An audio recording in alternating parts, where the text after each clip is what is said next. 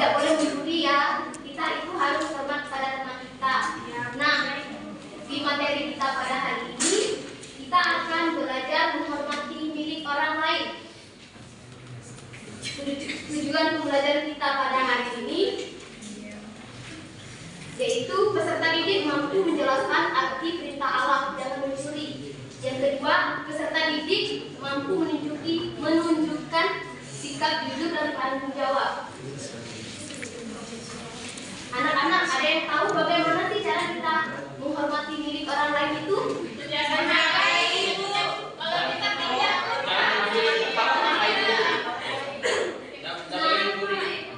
Jadi kalau kita menghormati milik orang lain itu, kita tidak boleh mengambil sembarangan, harus minta izin dulu ya. Nah, di sini Ibu memiliki gambar. Ada yang tahu ini gambar apa? Banyak. Hah?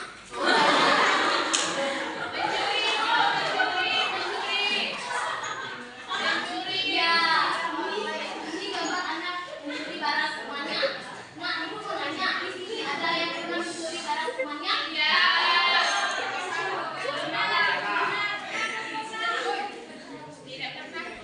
Anak-anak, dalam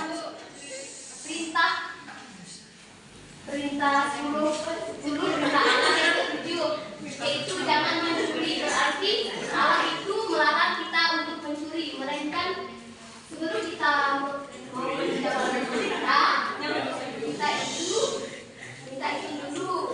Misalnya gini, yang ke rumah boleh nggak saya minta kita kamu? Nah, beginilah cara kita.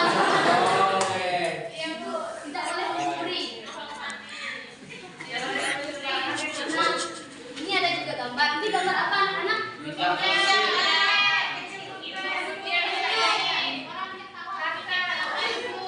Nah, kalian pernah meminjam barang teman kalian?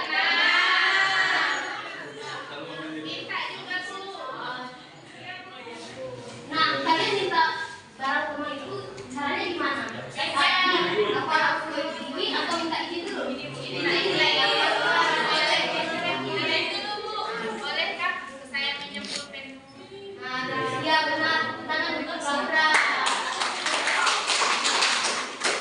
Jadi, pertanyakan, kamu tidak ada pulpen. Setelah itu, Selma ada 2 pulpen kan? Laura, pinjam pulpen sama Selma. Selma, bolehkah saya pinjam pulpen kamu? Nah, itu tandanya Selma bisa berbagi pulpen kepada Laura. Nah, anak-anak, di sini Ibu mengajak kalian untuk membuka kitab suci.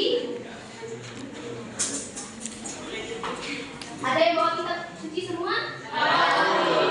Nah, kalian bisa buka kitab suci dalam kitab Imamat bab 6 ayat 2 sampai 6. Bab 6 ayat 2 sampai 6. Kita kasih waktu 5 menit ya untuk membacanya. Setelah itu Ibu akan memberi pertanyaan kepada kalian. Sudah semuanya? Nah, pertanyaannya, mengapa tindakan mencuri, merampas, dan berbohong disebut dosa? Ada lagi? Tidak menghargai milik orang lain. Nah, berarti kalau kita merampas barang lain itu ibaratnya kita itu melawan 10 perintah Allah. Karena di dalam 10 perintah Allah tadi kan dilarang jangan mencuri. Jadi anak-anak sekalian, kita diputus Tuhan untuk tidak boleh mencuri, melainkan kita itu harus memberi atau memberi barang kita kalau dia kita pinjamkan.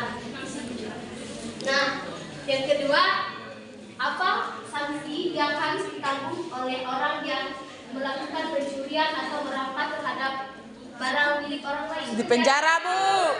Penjara.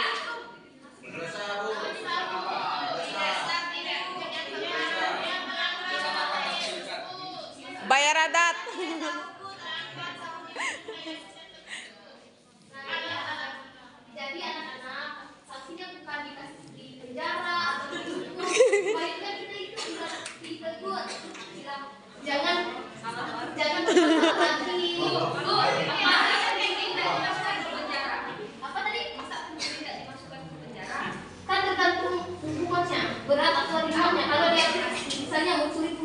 Tak mungkin kan aku tidak.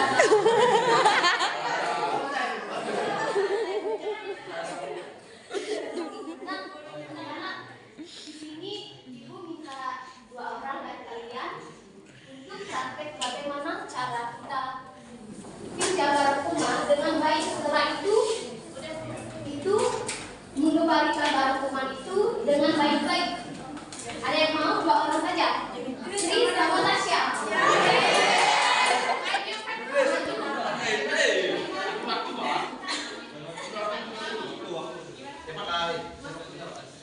Bagaimana cara kamu meminta pinjaman? Misalnya kamu lagi buat. Silakan dimulai.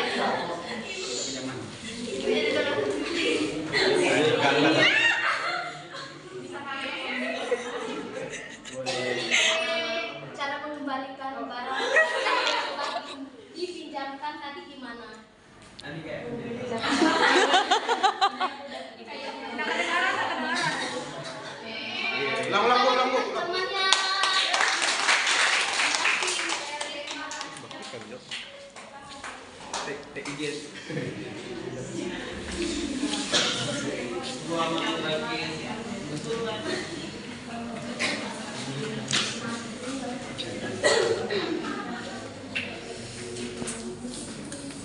Nah, anak-anak, tadi kan kalian telah melihat teman-teman kalian praktek.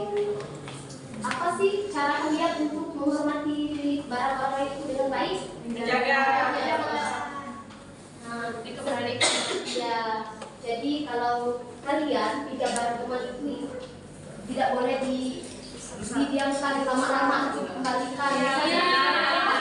Misalnya kamu pinjam Tasya, kamu kembalikannya tuh harus dalam keadaan tidak rusak, harus masih utuh ya.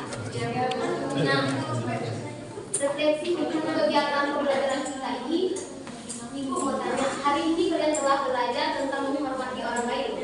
Coba pikirkan, apakah kalian sudah berusaha menjaga barang teman kalian?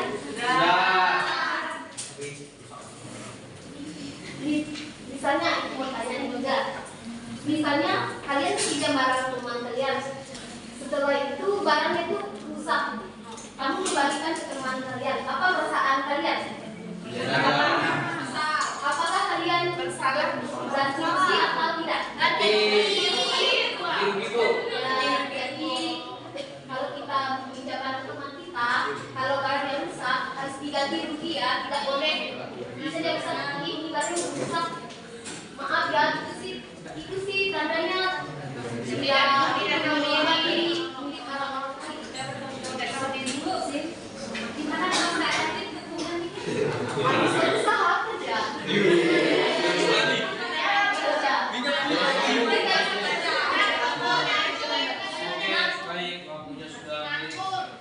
Baik, anak-anak, pembelajaran kita hari ini sudah selesai. Mari kita berdoa, kita angkat kemenangan Tuhan kita Yesus Kristus dalam